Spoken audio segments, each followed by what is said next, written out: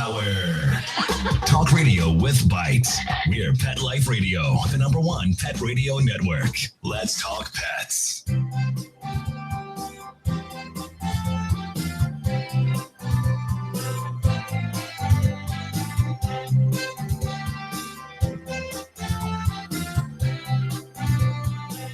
Okay.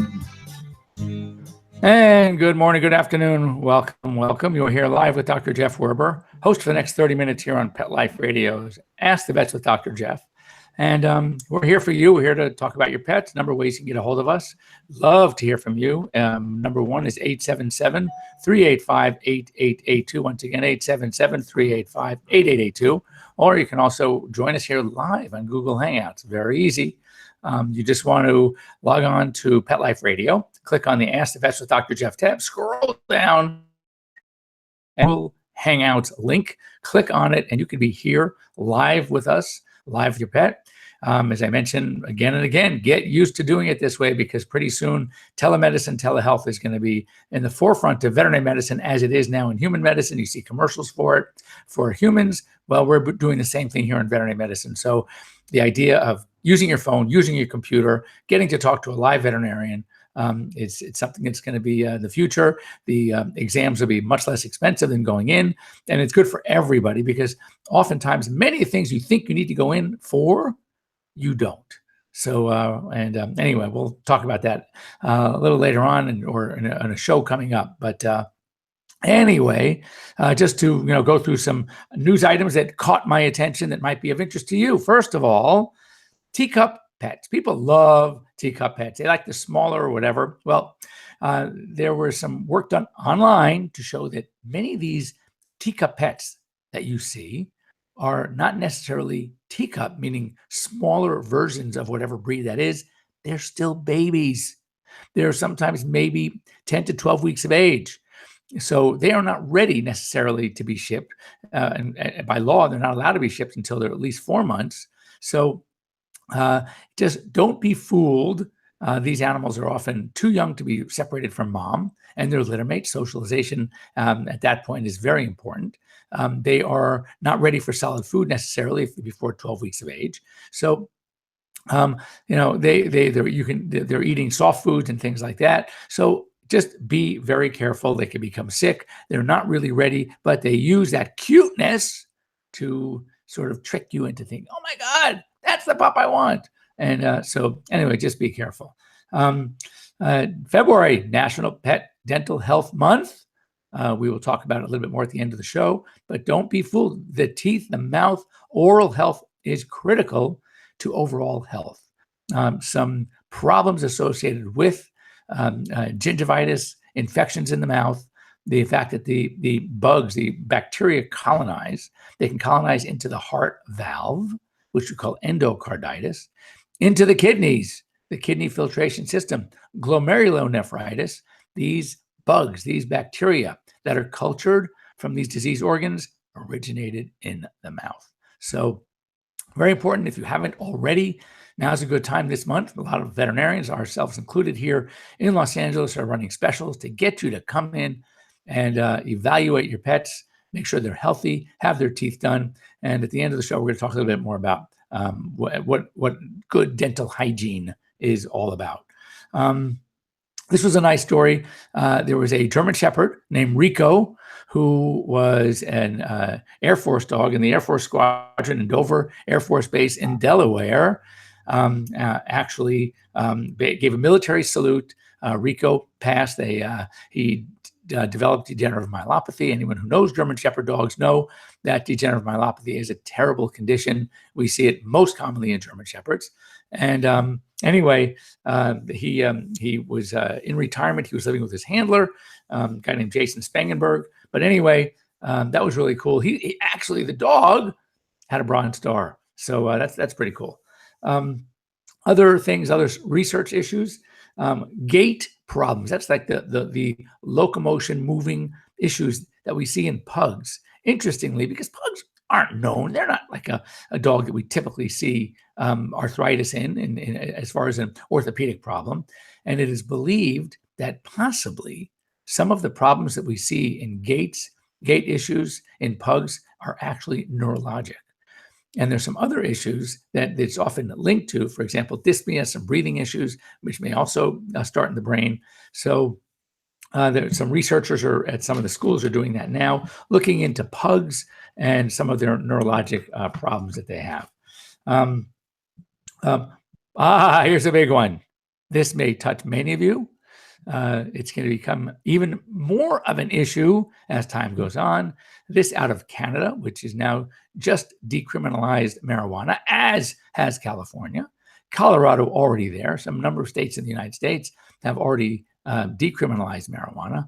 And what we're seeing are increased cases of toxicity. So there's some basics you need to know.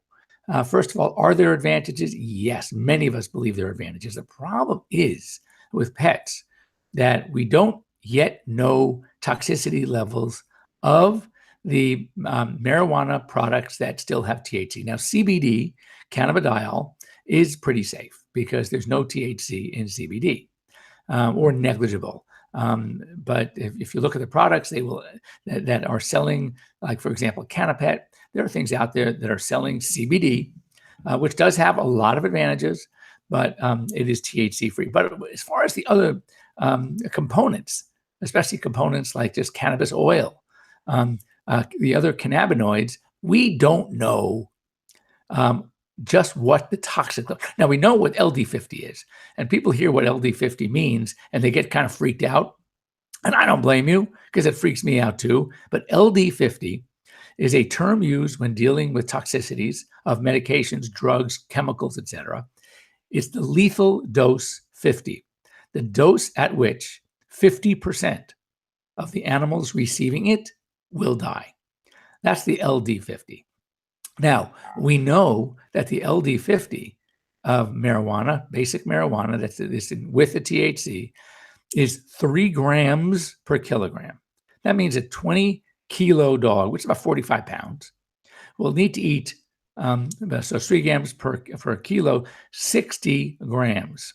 Now, it's unlikely that you even have 60 grams rolling around, and even more unlikely that your dog is going to eat 60 grams. However, that is a lot. So it's very important so that's the LD50. But what we don't know is what is the toxic dose, nor the therapeutic dose. And everyone is afraid to start testing to see what is therapeutic, what could help, what volume of the marijuana with THC can be beneficial. But we can't do that until we know what's toxic. Because if we're starting to approach a toxic dose and we still haven't seen the therapeutic benefit, we got to stop the tests because we're going to cause toxicity. So that is our challenge. And as of yet, we just don't know all the answers. So our recommendation is sort of proceed with extreme caution because we just don't know. Here's one. A rabid coyote in North Carolina actually started attacking a car.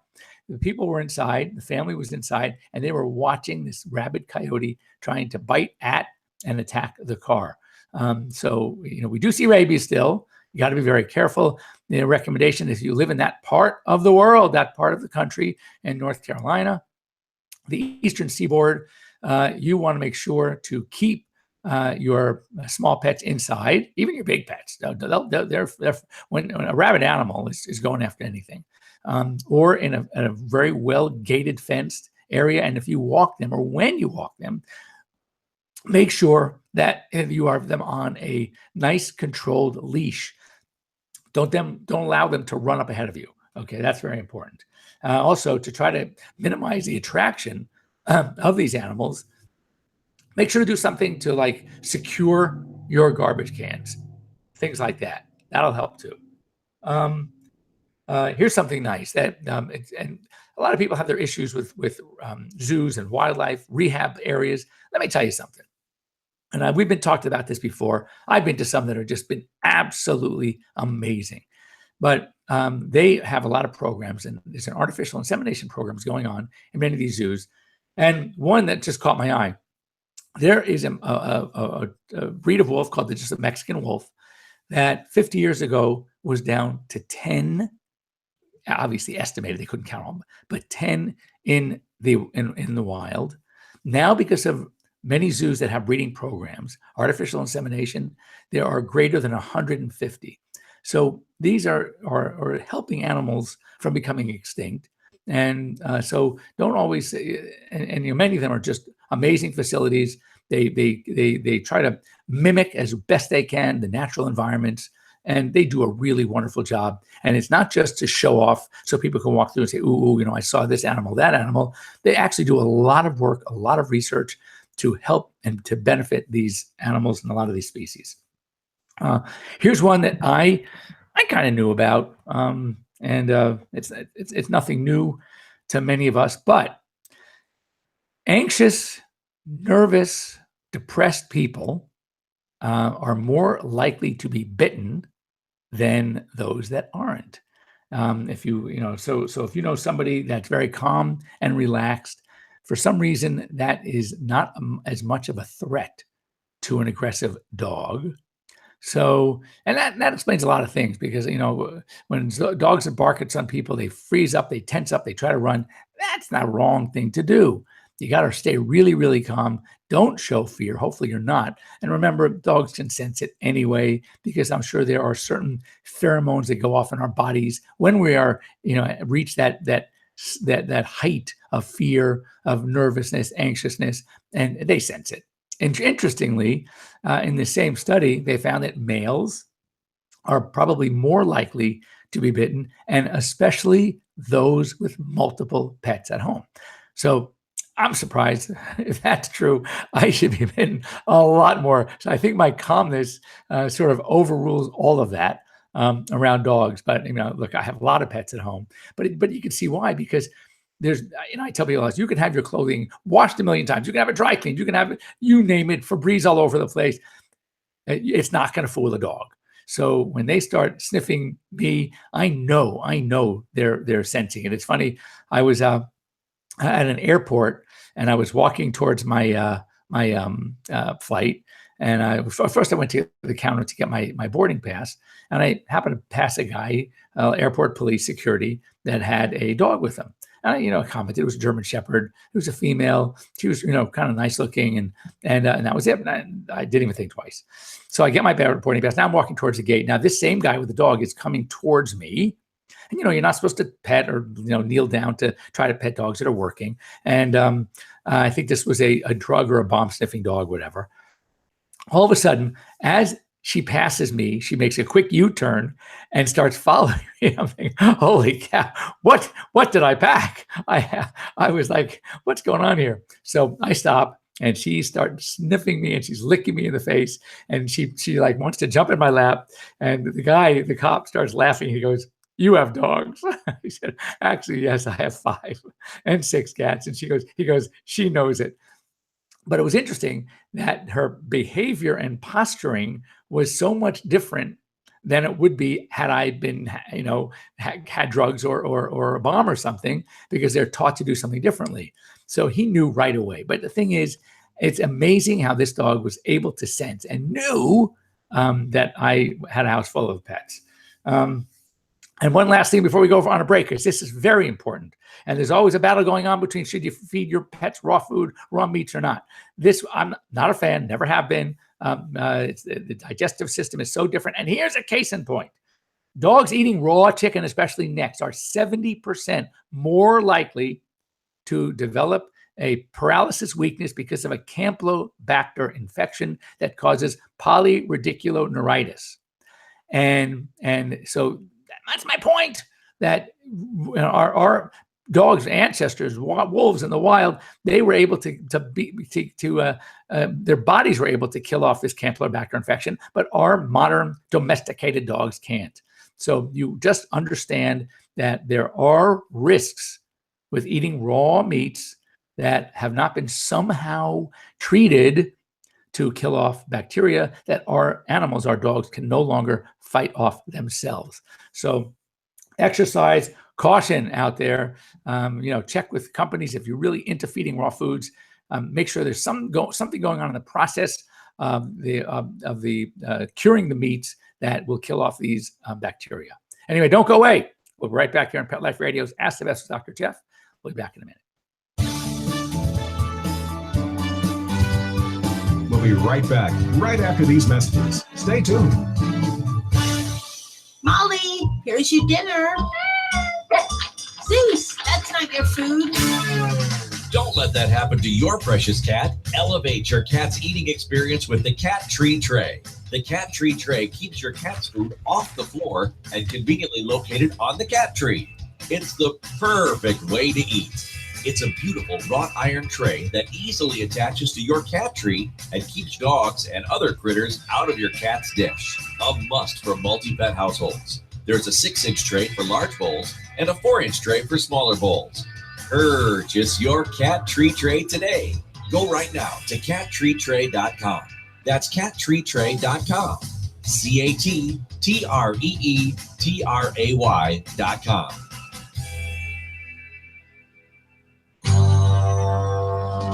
It's designerpetsweaters.com. Hand-knitted designer sweaters for your precious pup or cool cat. Beautiful couture patterns for your pets, including custom-knitted formal wear, casual wear, yachting, and even sports themed. What? Many designer pet sweaters include feathered tammy hats, top 15 hats, minutes. and a lot of sparkle. Each sweater includes leg loops, front paw sleeves, and leash opening. Visit designerpetsweaters.com to order your four-legged fashions today. Your pets will stay warm for the winter and be runway ready. Large or small, we fit them all. designerpetsweaters.com. Calling all pet product manufacturers. Save the date and join us for the 6th annual Retails and Sales Pet Expo coming up on Tuesday, May 1st, 2018 in New York City. The event is a place for pet product manufacturers to meet with buyers and media and groomers and pet influencers. To learn more about this B2B pet product trade show, please visit retailsandsalespetexpo.com. This event is brought to you by Whitegate PR, American Pet Professionals, and Pet Age Magazine.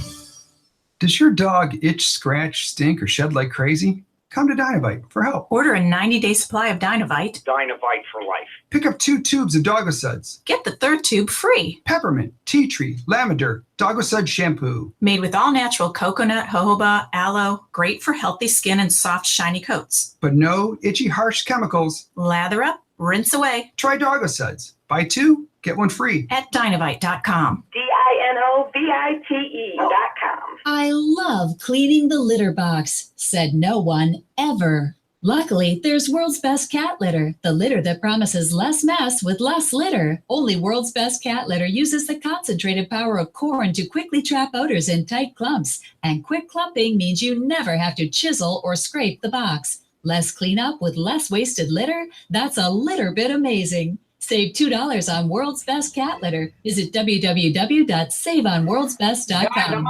Radio. Your home and heart with a charmingly naughty animal who's always up to mischief. You'll fall in love with the Klepto Kitty who stars in Talk to the Paw by Melinda Metz.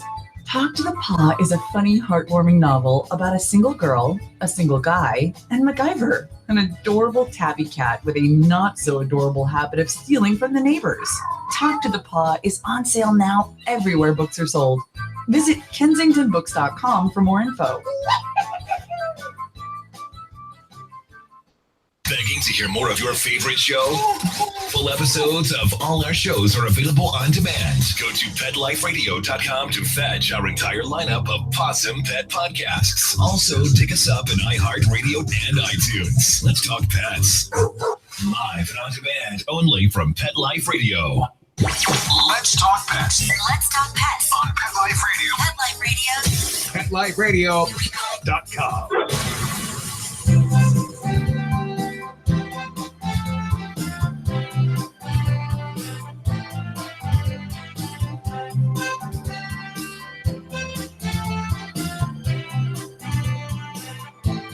Okay.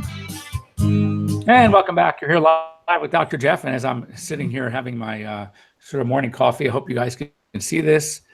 My little mug here that says, "Cat hair, don't care," which I guess is pretty appropriate for me with 6 cats here in the house. I don't care. But anyway, I saw this and it was, I figured, oh, this is a must get.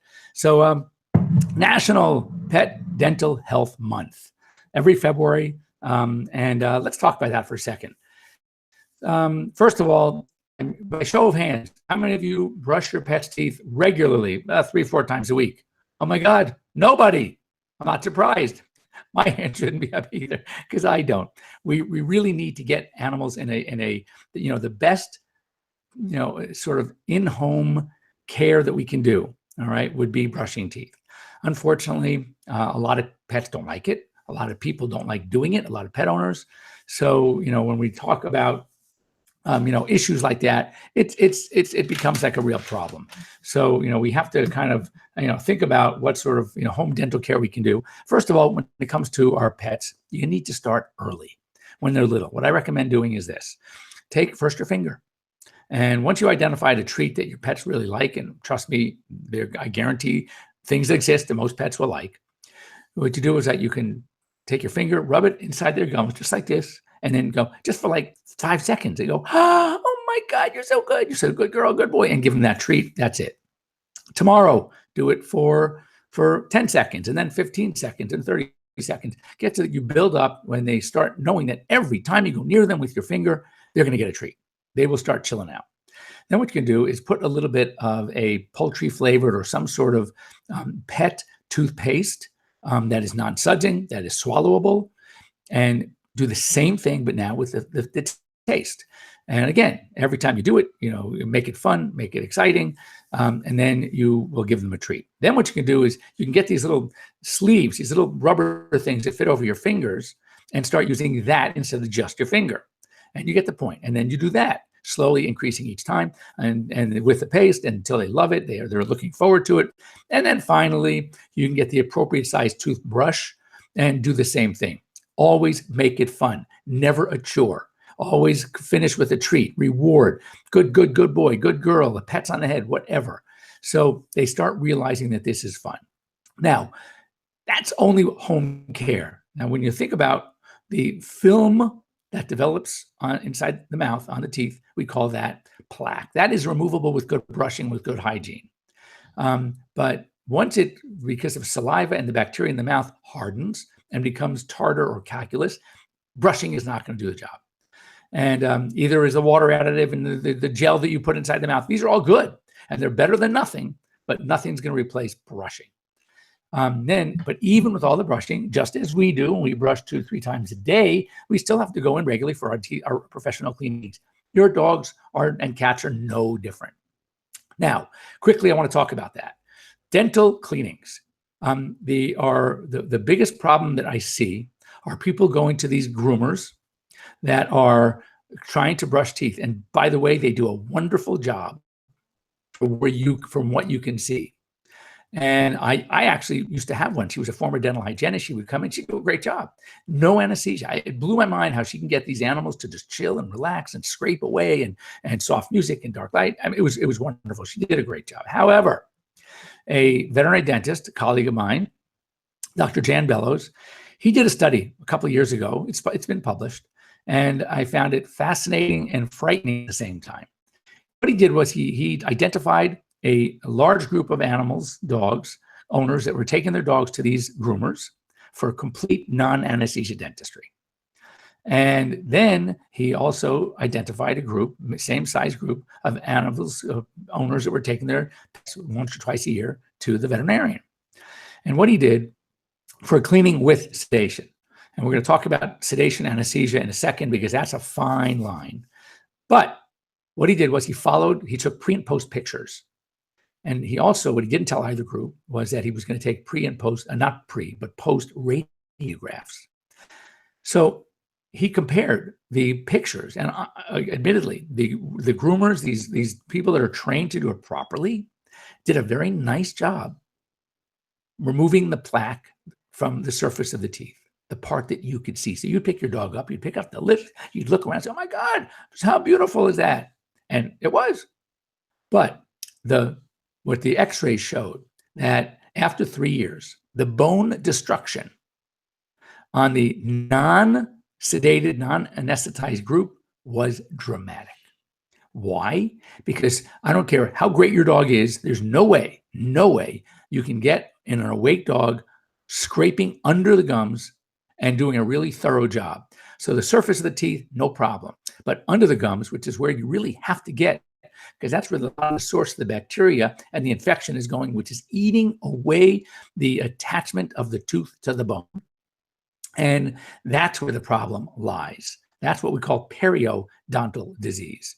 And so it was continuing even in the group that the surface of the teeth looked great.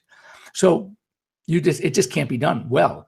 So much so that many of the state regulatory agencies, the state veterinary medical associations, are dictating that if a non-veterinarian or a technician under direct veterinary supervision touches a metallic instrument to the surface of a tooth, they are then, quote unquote, practicing veterinary medicine without a license.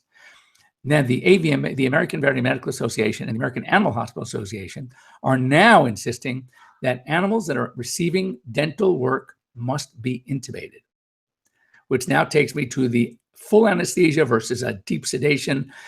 Anytime, and the point is the same doctor who actually did the study, Dr. Jan Bellows, supports this. And his point is that if a dog or a cat is sedated enough to be able to be intubated, meaning an endotracheal tube passed down their throat, then they are down enough to handle the correct cleaning procedures. And so, we do a combination. Since I stopped doing the quote anesthesia free, we do a anesthesia light using a medication that I love. It puts them down. We intubate them. They're on oxygen. They're hooked up to oxygen, which means if the procedure is getting a little bit too much for them, if they are feeling it, even though they're on pain medication, all we have to do is turn on the anesthetic gas, and clients know that. But it is not only that for pet safety. I'm sure you heard of a technique called ultrasonic scaling. Your own dentist probably uses it on you. We use it all the time.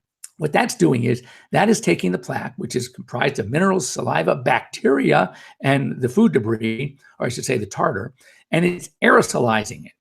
If you don't have some sort of protection around preventing that aerosolized material, which is bacteria, to go down into the trachea, into the lungs, you can cause some respiratory infections. So the endotracheal tube, not only is it a direct line to the airways, so in case there's an emergency, you already have the tube in place, you can start oxygen, you can put medication down there, what do you need to do? But the tube is preventing the aerosolized debris from getting into the lung field. So it's figured well. So bottom line here, that is Pet Dental Health Month. Do not be fooled. I would be very cautious about going to these groomers that are not being supervised and performing dental procedures, cleanings on your pets. In many states, it's actually against the law, and you need to check with your veterinarian. Now, what I will tell people sometimes, because they do a wonderful job of keeping the surface of the teeth clean, if you want to go to your veterinarian for full sedation / anesthesia, deep cleaning, etc., once a year, that's great. And then at the 6-month point, or a couple of times a year, go to the groomer to make sure the surface of the teeth remain clean. That's a great idea, because that way you'll have less debris to work its way under the gums if you do a really good job keeping the surface of the teeth clean. So that's the way to use it if you're going to use it. But don't think for a minute that it's going to replace professional cleaning by your veterinarian under some sort of sedation with your pet intubated and a thorough cleaning done, which is getting under the gums. And also that way they can take dental x-rays and see, to evaluate what is going on under the gums where you cannot see. And trust me, there is no way, let me repeat, no way that you can take dental x-rays properly in an awake animal. So, and not only that, but the little discus, everything is digitized now. We use digital x-rays just like your dentist does. That little black thing that he puts in your mouth that you're told don't bite, good reason, that ranges anywhere from probably $7,000 to $10,000. So there's no way a veterinarian is going to put that little piece of equipment into a dog's mouth who's awake. They need to be mouth gagged. They're sedated. You just cannot afford to have that to a dog biting down on that thing. So that's my take-home lesson. I hope you learned something here in National Pet Dental Health Month.